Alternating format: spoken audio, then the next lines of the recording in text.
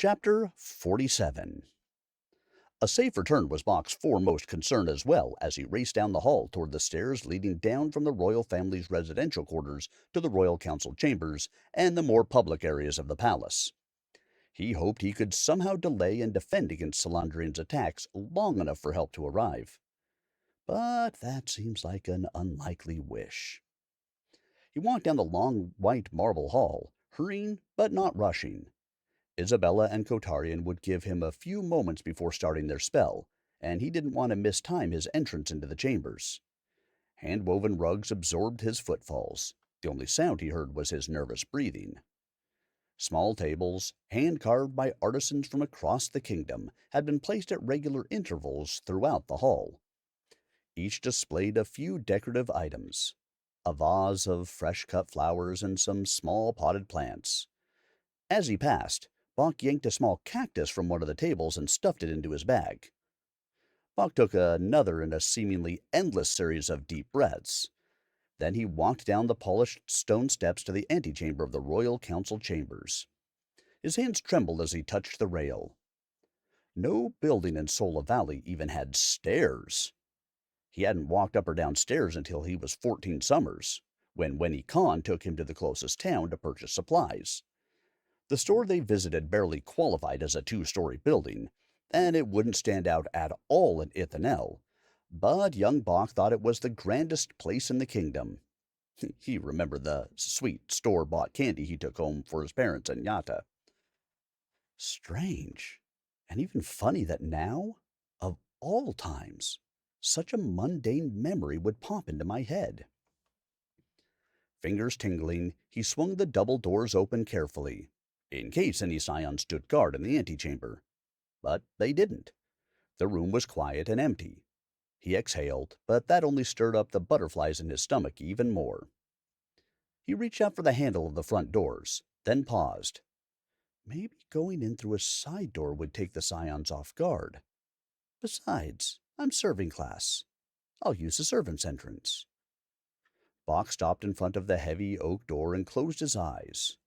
No amount of calming breaths could force his mind and pulse to slow down. Salandrian waited inside the royal council chambers.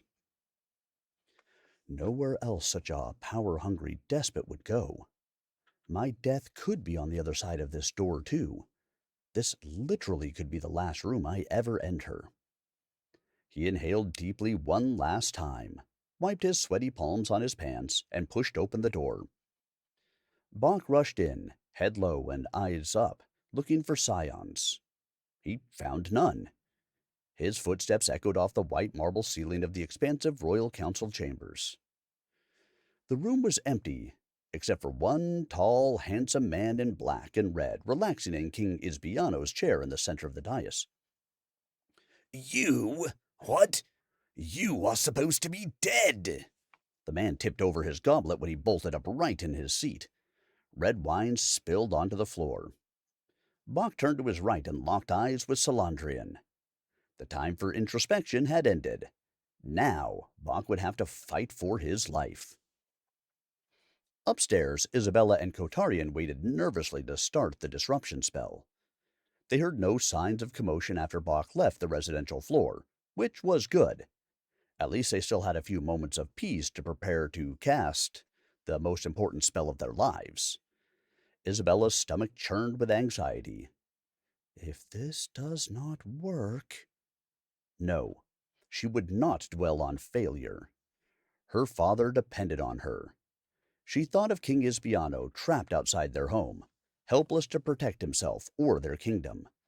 She imagined his expression when he placed her mother's crown on her head in 5 summers' time.